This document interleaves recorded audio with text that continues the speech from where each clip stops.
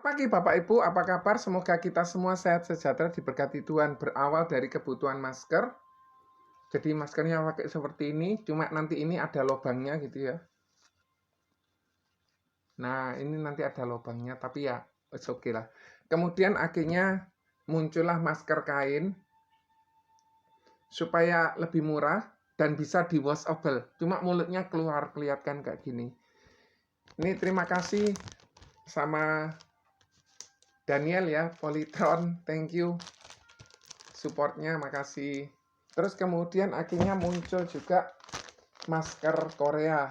Jadi mulutnya nggak kelihatan kalau naik turun. Nah, sama dengan hal itu, Prudential mengawalinya manfaat kesehatannya dengan kartu yang mutiara ini. Ini yang syariah, ini yang konvensional. Kemudian berjalannya waktu karena manfaat ini sudah dirasa tidak cocok, maka akan upgrade lagi ke kartu merah.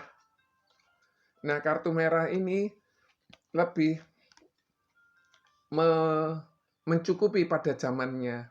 Tetapi berkaitan dengan biaya kesehatan yang makin lama makin mahal, tidak mencukupi, maka muncullah kartu hitam. Nah, kartu hitam ini akan membantu banyak orang, apalagi pada saat COVID, apalagi pada saat mengalami sakit patah tulang harus operasi, apalagi harus mengalami masuk ICU, itu membutuhkan biaya yang sangat besar, dan kartu hitam ini sangat mencukupi.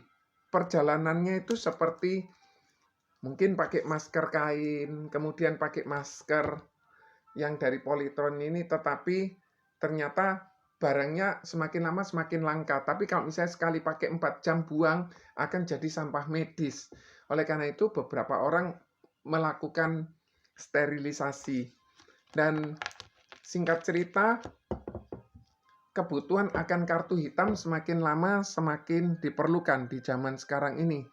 Karena biaya masuk rumah sakit, apalagi masuk ICU, membutuhkan dana sebesar 10-25 juta per hari, bahkan bisa lebih kalau memang kelas kamarnya lebih tinggi atau mengalami komplikasi. Oleh karena itu, guys, sebaiknya kita melakukan tindakan bijaksana, jangan sampai kita mengalami kerugian yang cukup besar karena kita tidak mempersiapkan dengan baik. Karena sakit itu seperti pencuri, dia tidak kulonuwun atau permisi untuk masuk ke seseorang, baik dia punya asuransi atau tidak.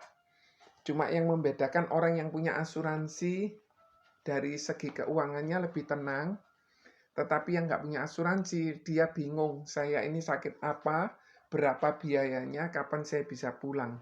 Karena yang dipikirkan adalah biaya. Ada orang yang tidak mau berobat ke rumah sakit karena memikirkan biaya. Daripada saya harus berobat, menghabiskan uang banyak, mendingan saya di rumah dan akhirnya tidak tertolong. Tetapi ada tindakan yang lebih bijaksana, yaitu kita mempersiapkan, kita mencegah hal itu terjadi. Jadi kita cegah, jangan sampai sakit itu terjadi dengan kita jaga pola makan.